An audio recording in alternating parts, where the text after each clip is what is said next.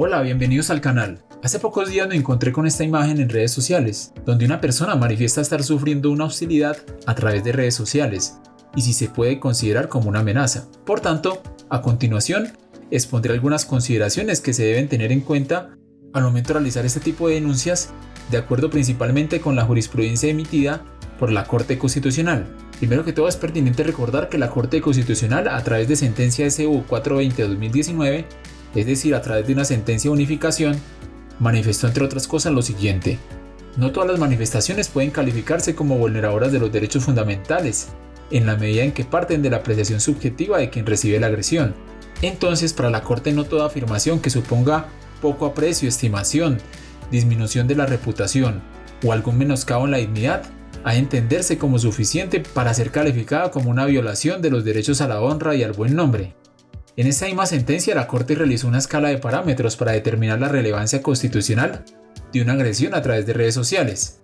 como son las siguientes. Primero, ¿quién comunica? Esto es, el emisor del contenido, es decir, si se trata de un perfil anónimo o es una fuente identificable, para lo cual deberán analizarse las cualidades y el rol que ejerce en la sociedad. Esto es, si se trata de un particular, funcionario público, persona jurídica, periodista o pertenece a un grupo históricamente discriminado. Respecto de quién se comunica, es decir, la calidad del sujeto afectado, para lo cual debe verificarse si se trata de una persona natural, jurídica o con relevancia pública. Y tercero, cómo se comunica a partir de la carga difamatoria de las expresiones, donde se debe valorar, primero, el contenido del mensaje, es decir, la calificación de la magnitud del daño, la cual no depende de la valoración subjetiva de la manifestación que realice el afectado, sino de un análisis objetivo, neutral y contextual, entre otros. También está el medio o canal a través del cual se hace la afirmación. En otras palabras, si se hace a través de Facebook, Twitter, YouTube o a través de las diferentes plataformas consideradas como redes sociales. Y por último, el impacto respecto de ambas partes, quizás uno de los más importantes, dado el contexto en las redes sociales, porque es donde debemos tener en cuenta el número de seguidores, el número de reproducciones, vistas, likes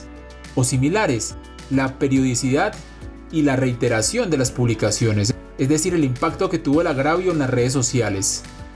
o si su contenido se hizo viral y fue difundido de forma multitudinaria en internet, ya sea a través de estas redes sociales, correo electrónico o mensajería instantánea.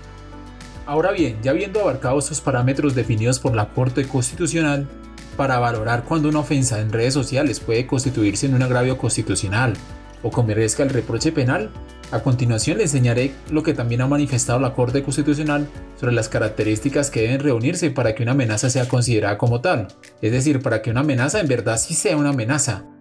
Así pues, el Alto Tribunal, a través de diferentes jurisprudencias como la sentencia T 1026 del 2002, ha definido una serie de características a tener en cuenta como son: primera característica, la realidad de la amenaza. En este contexto se exige que la amenaza sea real, en el sentido de que haya sido comunicada o manifestada a la víctima y pueda ser convalidada objetivamente. Eso implica que no debe tratarse de un temor individual frente a una situación hipotética, pues los riesgos imaginarios no son amparables constitucionalmente. Segunda característica, la individualidad de la amenaza. Como primer criterio objetivo se busca que la amenaza sea individualizada. Para ello se requiere que haya sido dirigida contra un sujeto o un grupo determinado o determinable de personas, pudiéndose establecer que el peligro que corren es excepcional en relación con el riesgo general que debe soportar la población o el grupo o sector al que pertenecen. Se exige esta individualización para que proceda la intervención particular del Estado, puesto que las amenazas indeterminadas pueden ser asumidas por la población como parte de la convivencia en sociedad en razón al principio de solidaridad.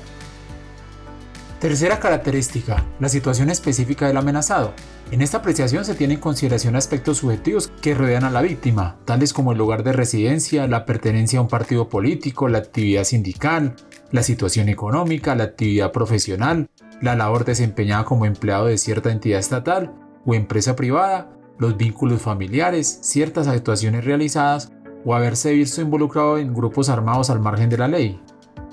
Cuarta característica, el escenario en que se presentan las amenazas. Teniendo en cuenta los criterios anteriores, también considera la Corte las circunstancias históricas, sociales, económicas y políticas del lugar donde se asegura que han ocurrido las amenazas,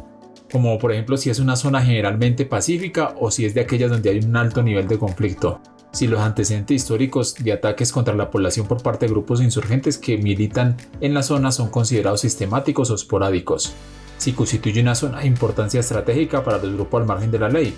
y si existe presencia suficiente de la fuerza pública y demás autoridades estatales para mantener el orden público. Circunstancias que constituyen características del escenario a partir de las cuales se aumenta la probabilidad de la existencia de un riesgo especial y por tanto el cumplimiento de la amenaza. Quinta característica, la inminencia del peligro. La autoridad competente debe verificar la inminencia del peligro, apreciando las circunstancias generales de riesgo para determinar la probabilidad de la ocurrencia de una afectación grave de la vida y de los derechos fundamentales de la persona amenazada. En conclusión, según la Corte Constitucional, se deben reunir esas características para que sea considerada como una amenaza, de tal forma que no puede obedecer a situaciones abstractas, sino a realidades que en verdad puedan infligir un daño. Y para finalizar, es pertinente tener en cuenta el artículo 347 del Código Penal, Ley 599 del 2000, que tipifica el delito de amenazas, el cual menciona que el que por cualquier medio atemorice o amenace a una persona, familia, comunidad o institución con el propósito de causar alarma, zozobra o terror en la población o en un sector de ella, incurrirá por esta sola conducta en prisión de 4 a 8 años y multa de 33 a 150 salarios mínimos legales mensuales vigentes, y la pena se aumentará si recae sobre una organización sindical, un periodista o sus familiares,